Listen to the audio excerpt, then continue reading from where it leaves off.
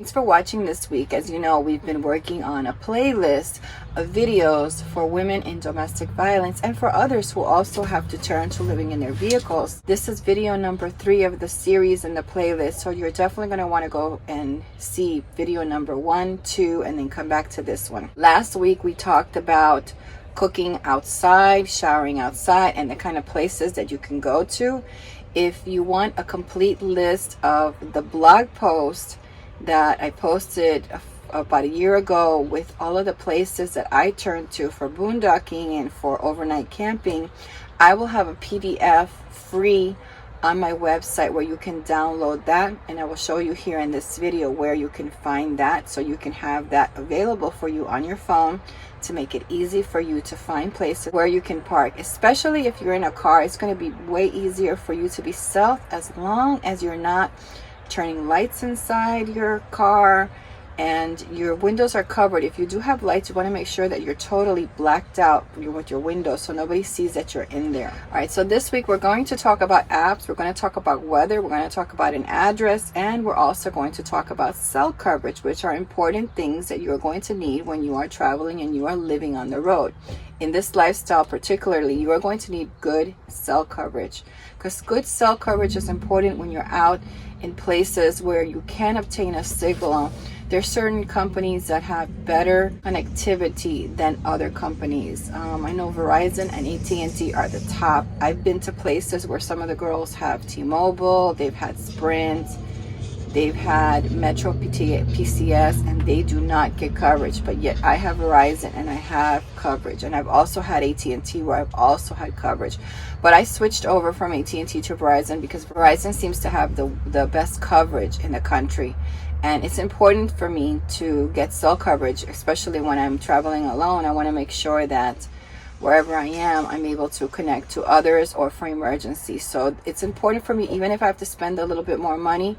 I know there's a lot of great plans now that you can find. I have an unlimited plan, so it's important for me to make sure that I have a good coverage. That's something that you're going to have to look into, and if you don't have enough data on your phone to sit down and go over all the plans online, go into a library and sit down and go to all the different plans and look for the best option that's affordable to you. You might not be able to afford a better option right now starting out, and that's fine. Maybe you just have to limit yourself a little bit to where exactly you're going to be parking because of the problem with the cell coverage.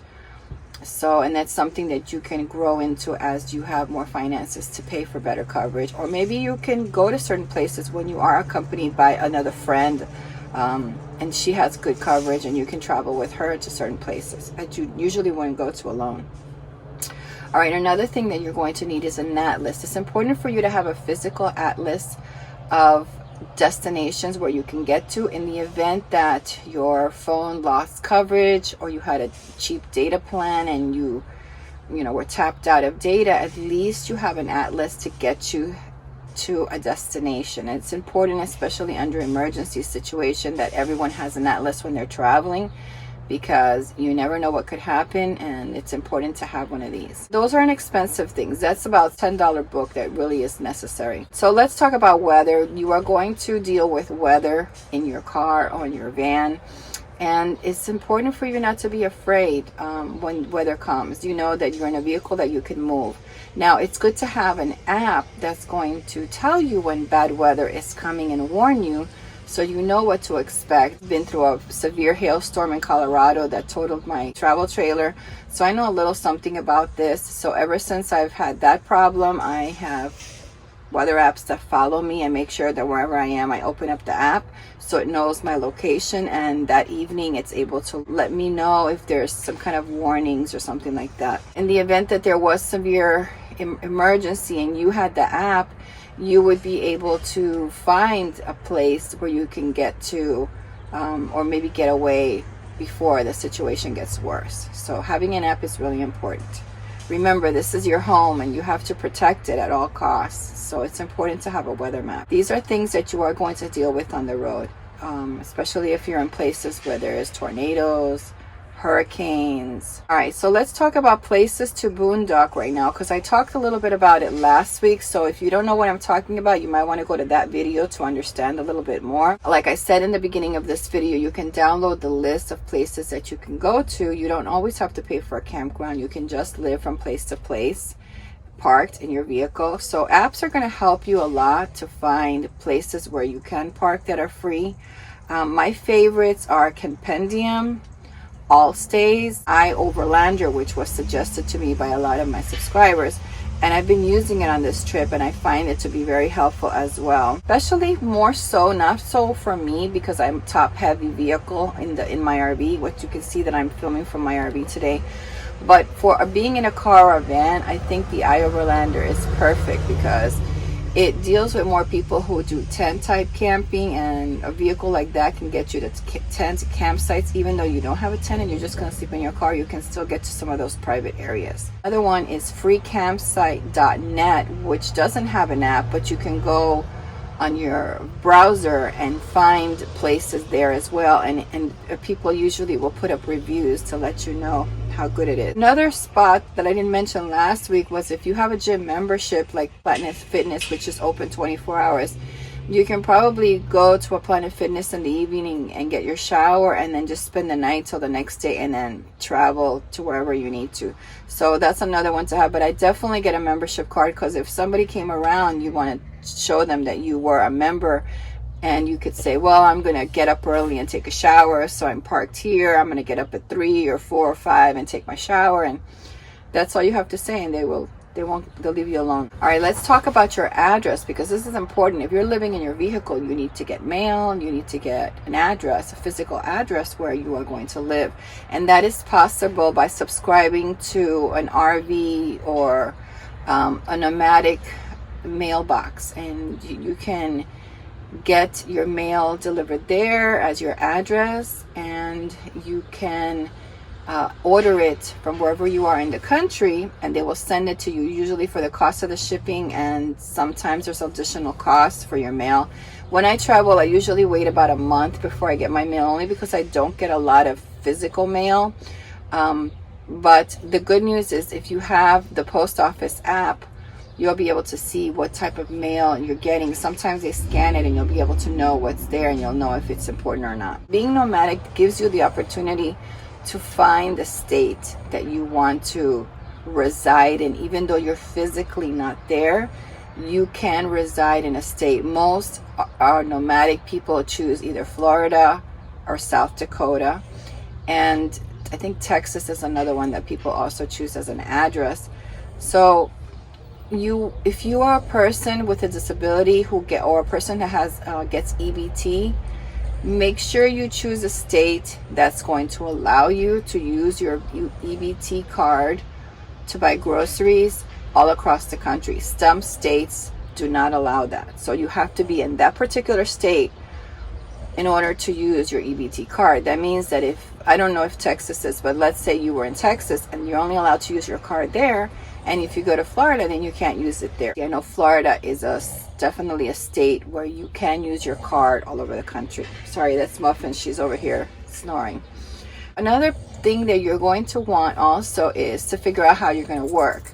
Now, there's a lot of videos online where people tell you how to work online and do other things. I'm just going to give you a basic one because I tried it just to put myself in the situation, and they gave me a good offer. So I'm going to show you some clips. I actually got into DoorDash and Instacart from a friend who told me about it, because he was making good money off of it, and he has a little car, so he doesn't spend a lot of money on gas. So I have a van at home, and I did go out and I thought, well, I'm going to try it because this is something that anybody can do in a vehicle. All right, guess what I'm doing today?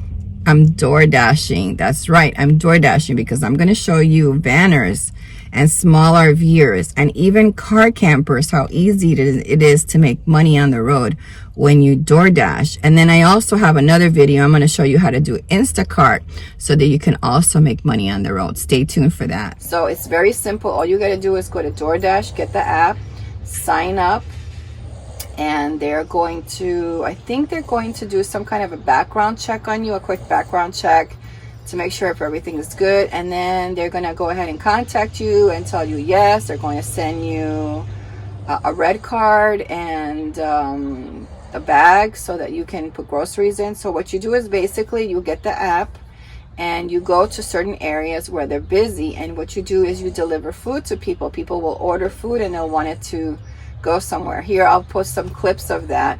I made pretty good money only because I had signed up for it to do a video, and I had never used it. And then one weekend, the weekend before, I got a notice that they were paying extra bonuses, and they will do that, especially during a busy holiday or something like that. They will pay extra bonuses.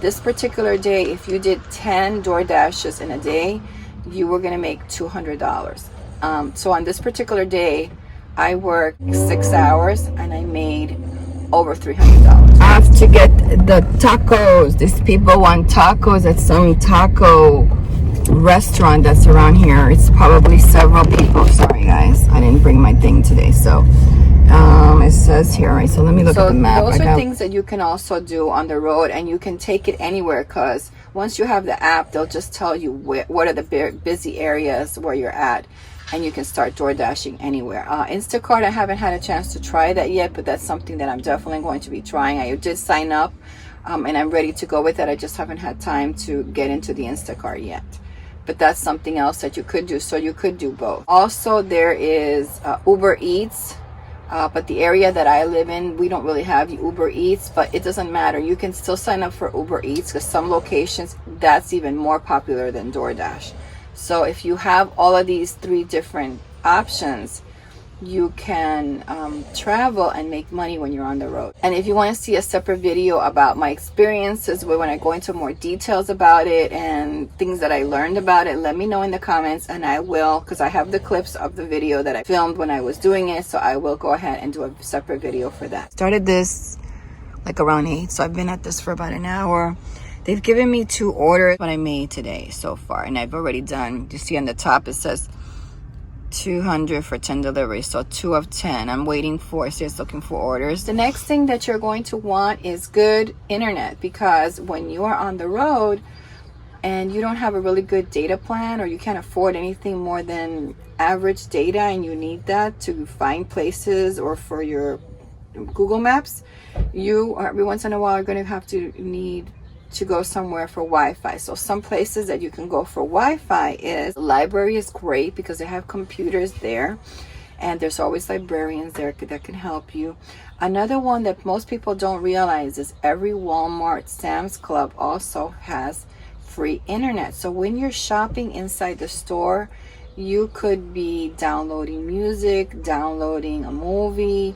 You could sit at the store and do some stuff. A lot of them have restaurants in there, or they have benches just at the entrance when you go to grab your cart. There's benches there, waiting benches there by the door, so you could sit there. I've done it where I've uploaded videos there. I've upgraded my browser and other things sitting at a Walmart. And a lot of times when I'm walking around the store, I will also upload videos with my phone on inside my purse, and it's uploading at the store. So those are places that you can go to. If you have a Wi-Fi extender like I do, you can probably get it inside your vehicle. That's a little bit more for RVers than it is for a vehicle or a car or a van. Those cost about $200 or so, but you have to be able to have electricity to power them up. So that's going to be something else that maybe in the future you could think about getting. All right, so I think that this video covered all of those aspects of living in a car, which is part of the nomadic lifestyle, and things that are necessary to know and learn about when you're living on the road. If you have any questions for me, please leave it down in the comments and I'll be happy to answer them for you. Okay, so next week I think we're going to be talking about security when you are on the road. So come back for part 4 of this series. I thank you so much for watching, and I hope you have a wonderful day. Bye.